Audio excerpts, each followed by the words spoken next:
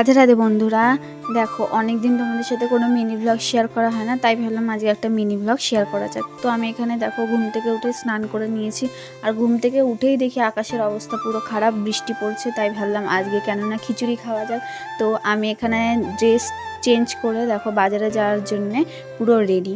আর বাজার থেকে সবজি এনেছি, সমস্ত রকমের সবজিগুলো সুন্দর করে কেটে ধুয়ে বানিয়ে নিয়েছি।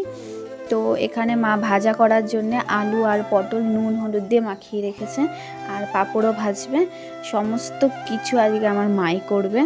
জাস্ট আমি সবজিগুলো বানিয়ে দিয়েছি, আর মার হাতে খিচুড়ি জাস্ট টেস্টি যা হয় বলার মতন না, হেবি সুন্দর। আর এখানে দেখো আমাদের মদন মোহন সমস্ত গোপাল সোনা সব বৃষ্টির মধ্যে চুপচাপ বসে রয়েছে। আর দেখতে দেখতে কিন্তু আমাদের প্লেটে সুন্দর করে মা সাজিয়ে এনেছে খিচুড়ি। আর ভিডিওটা ভালো লাগলে অবশ্যই একটা লাইক করবে, চ্যানেলটাকে সাবস্ক্রাইব করে দেবে। রাধে রাধে বন্ধুরা।